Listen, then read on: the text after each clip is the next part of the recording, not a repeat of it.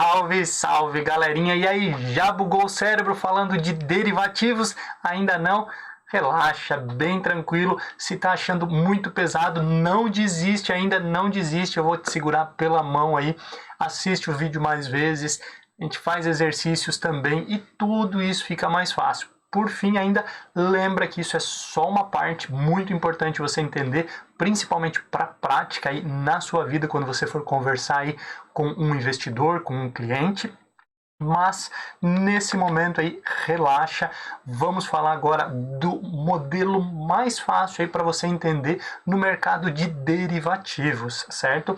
É o mercado de swap. Swap é troca. E a ideia do mercado de swap, ele vem muito daquele conceito inicial dos derivativos. Lembra que os derivativos, eles podem obviamente ser utilizados aí através da alavancagem, né? Você não precisa depositar todo o dinheiro, você não precisa nem ter o dinheiro na hora, você não precisa nem ter o ativo, você pode ter somente o contrato, né?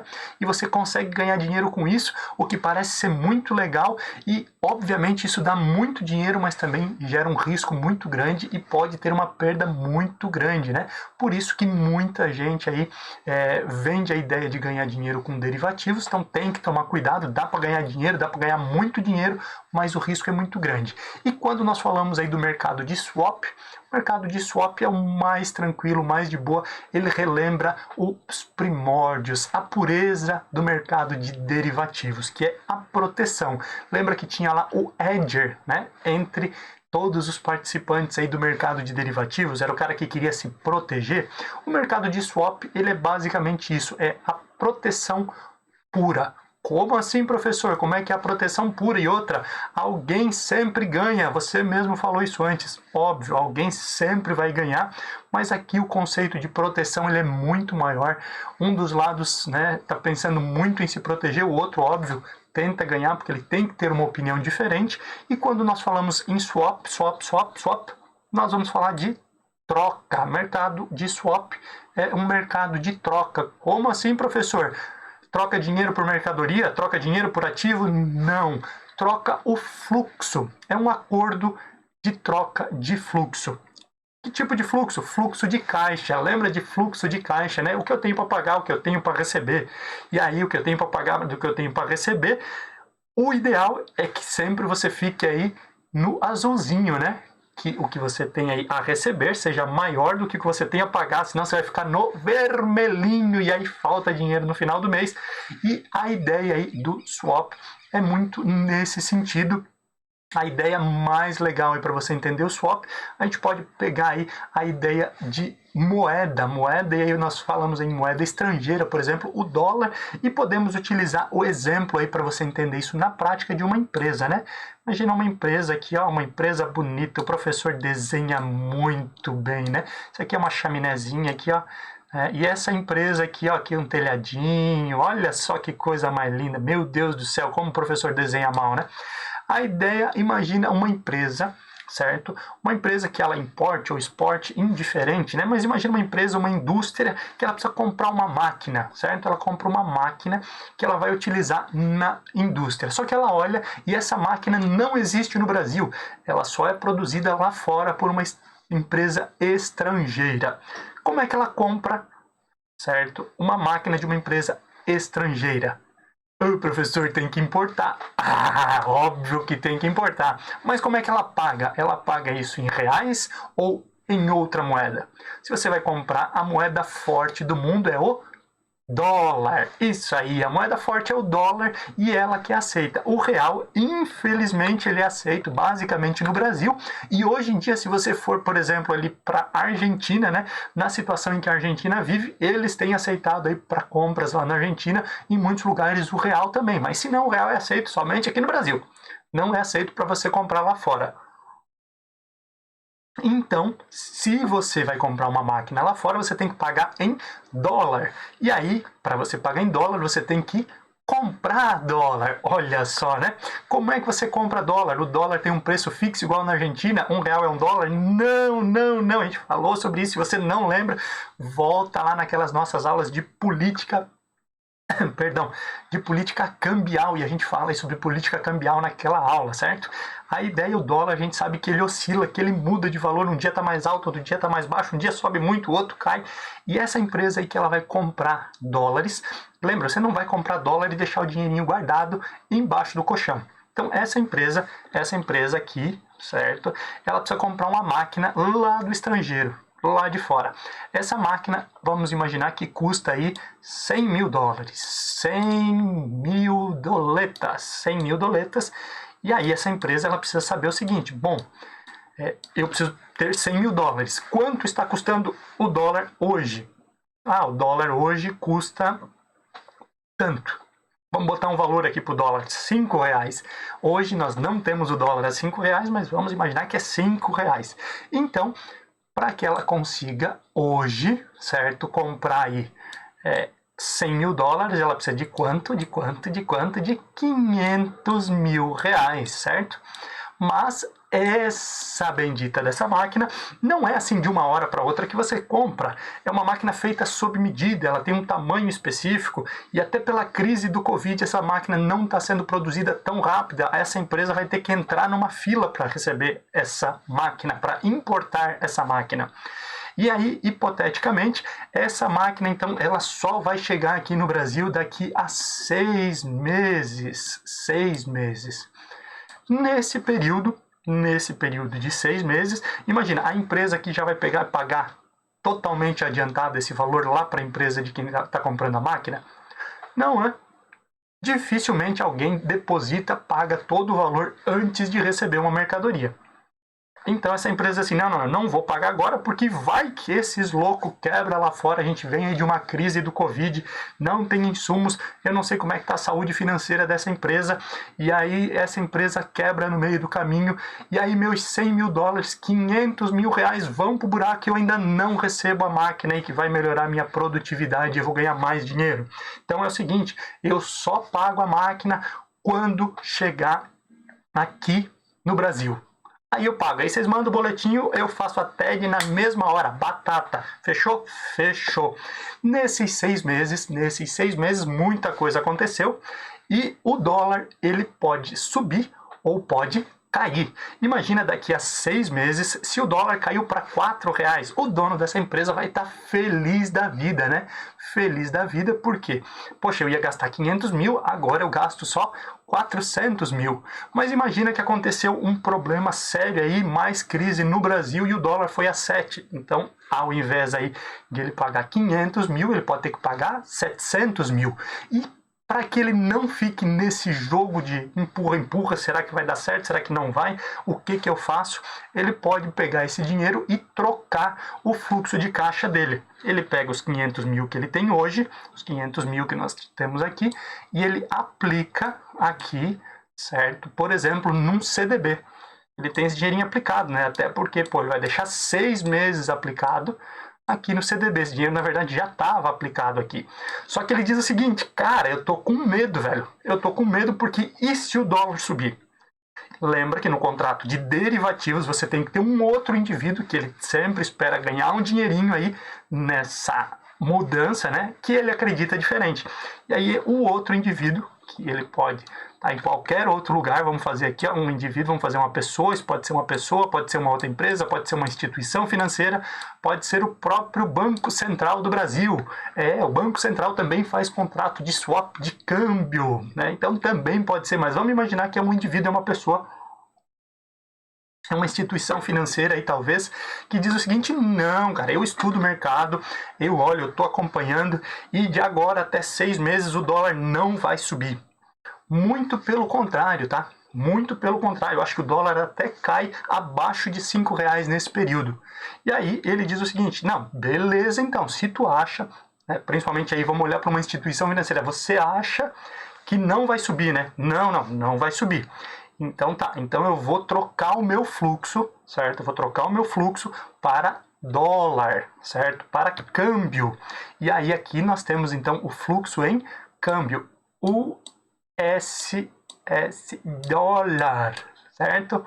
United States Dollar, a moeda lá dos Estados Unidos. Então tá bom, eu vou mudar o meu fluxo de caixa.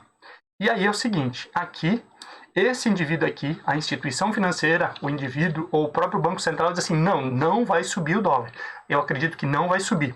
Esse aqui diz assim, então tá, eu vou me proteger, eu vou continuar a minha aplicação aqui, até porque eu não posso resgatar, mas vamos fazer um contrato que lá no futuro eu vou trocar, certo? Os meus 500 mil reais por 100 mil dólares, beleza? Beleza, tudo certo, tranquilo. Essa mudança, essa troca de indexadores, ela visa a proteção desse indivíduo. E aí ele vale para importador, para exportador. Óbvio que a ideia do exportador, ele sempre vai pensar, né? Poxa, se cair o dólar é ruim para mim, o importador vai olhar e dizer assim, se o dólar subir é ruim para mim. Mas a ideia é sempre ter essa proteção, certo?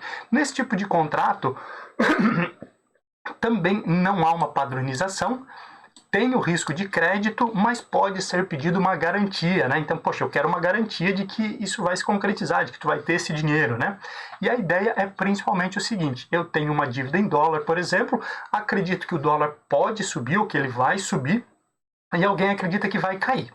E aí eu troco esses fluxos. Passado o período, então vamos imaginar, a gente falou em 6 meses aí para a máquina ficar pronta, essa empresa aqui, ela diz, bom, beleza, agora passou 6 meses, vamos ver o que aconteceu.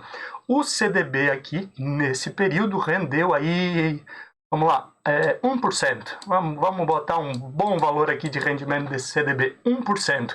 Então, os 500 mil, certo? Rendeu 1%. Por outro lado, o dólar aqui, o dólar subiu, vamos pegar e botar aqui 10%? 1%, deixa certo. O dólar aqui, nesse mesmo período, certo? Ele subiu 5%. 5%, beleza? Então vamos lá, vamos pegar a calculadora aqui, só para ficar esse negócio mais fácil e mais preciso. E você tem a calculadora aí na tela, é só estou mudando aqui para ficar mais fácil, certo? Eu tinha quanto aplicado? 500 mil reais, certo? No meu CDB, esses 500 mil reais em 6 meses, tá? Isso foi durante todo o período, rendeu 1%, tá? Rendeu, então, 5 mil reais. Então, quanto que eu tenho? Quanto? 505 mil reais. 505 mil reais, vamos anotar aqui, 505 mil reais. 505 mil. Por outro lado, quanto é que foi o aumento do dólar, povo? O dólar aumentou o mesmo 1%? Não. O dólar caiu? Não. O dólar, infelizmente, subiu. E subiu quanto? Subiu 5% no mesmo período. Então, ali, mesmo 500 mil, 5%. Quanto que eu tenho que pagar hoje? Eu tenho que pagar hoje 525 mil reais. E aí pensa o seguinte, se o camarada não tivesse feito essa proteção, o dólar subiu, a máquina que ele tinha planejado aí custa os mesmos 100 mil, os mesmos 100 mil dólares, mas a máquina que ele tinha planejado aí pagar 500 mil, agora custa quanto? 525 mil. E ele tem quanto da aplicação dele? 505. E isso poderia ser maior, ser menor, depende de quanto tempo aqui. Lembra, a ideia é proteção. Mas como foi feito um contrato, lembra, derivativo é um contrato que deriva de um ativo. O ativo aqui que nós estamos falando é o dólar, é a moeda, certo? É o câmbio. E ele trocou o fluxo de caixa. Então, nesse momento aqui, indiferente do que aconteceu, esse indivíduo aqui, certo? Pega os 505 mil dele e manda lá para o banco ou para outra pessoa que fez o contrato. E essa pessoa obrigatoriamente tem que pegar quanto aqui? Quanto? 525 e mandar para cá. Mandar para cá, certo? Esse é o fluxo que acontece e automaticamente essa empresa aqui consegue pagar sem nenhum problema. Mas, professor, se tivesse acontecido o contrário, também teria que se cumprir a regra. Se ao invés de valorizar, o dólar tivesse se desvalorizado, e aí o CDB rendido mais. Então, esse indivíduo aqui, a fábrica, a empresa, teria recebido o mesmo valor, o suficiente ali para pagar a máquina, certo? A desvalorização, ou seja, teria perdido dinheiro. E o outro lado teria ganho dinheiro. E aí sempre lembrando quando nós falamos em imposto de renda, por quê? Porque aqui alguém teve lucro, porque o indivíduo passou 505 mil para um lado e recebeu quanto? 525. Quanto que ele ganhou? Quanto? 20 mil. Isso é lucro. E se ele teve lucro, ele paga imposto. Se ele teve lucro, ele paga imposto. A regra sempre é assim no Brasil. Então, quem teve lucro paga o imposto. E aí, para a gente finalizar, então, aqui a parte de derivativos. Swap, swap, lembra de troca, troca, swap, swap, troca, certo? Você troca o fluxo de caixa, um exemplo, como eu falei, o CDB, onde você tem a sua aplicação hoje, por dólar lá na frente. Um acredita que vai subir, o outro acredita que vai cair. No final, eles trocam esses recursos, trocam essa rentabilidade. Quem ganhou dinheiro, quem ficou no positivo aqui, paga imposto de renda, certo? E aí você vai finalizando então aqui, depois que você entendeu aí esse conceito todo ali do swap, vamos falar então sobre a questão da tributação. E aí a tributação, quando nós falamos aí em swap, ele sempre vai seguir a regra da tabela regressiva de imposto de renda. Começa em 22,5, 20, 17,5 e 15. E sempre pensando em período. Aqui nesse exemplo que a gente falou em 6 meses, por exemplo, esses 6 meses, se você ficou até 180 dias, né, você paga 22,5 agora, certo? Ponta ativa e ponta passiva. Lá na sua prova pode acontecer alguma pergunta nesse sentido. Fulano de tal ou a empresa tal tem uma aplicação que ela planeja utilizar para compra de mercadoria ou para compra de insumos em dólar. Ele está ativo em dólar e passivo em CDB, ou ele está passivo em CDB e ativo em dólar. Que é isso, professor? Ativo, passivo? Calma, calma, calma, relaxa. Passivo é sempre o que eu pago, ativo é o que eu recebo. Lembra do exemplo que a gente tratou até agora? O indivíduo estava aplicado em CDB e iria receber em dólar. Então, o que ele recebeu é o ativo. O que ele deu passivo, recebeu ativo, deu passivo, ok? Então ele estava ativo em dólar, porque ele iria receber em dólar, e passivo em CDB. O CDB qual que é o indexador do CDB, né? Normalmente ali o próprio DI, a taxa DI. Então ele estava ativo em dólar, passivo em CDB, em DI. E o outro lado que era o que tinha apostado que o dólar não iria subir e que perdeu dinheiro, era o contrário, ele estava recebendo então o CDB, certo? A aplicação aí voltada ao DI, então ele estava ativo em DI e passivo em dólar. Entendendo isso, passou tranquilo, swap é bem tranquilo, coisa mais linda, também não há padronização. Tem, obviamente, risco de crédito, mas pode ser pedido uma garantia em relação a essa aplicação. Swap, troca, sempre pensando em troca de fluxo de caixa, certo? Finalizamos por aqui, entramos na nossa próxima aula em opções, que é um outro tipo de derivativo. Segura na minha mão, vambora, te espero na próxima aula.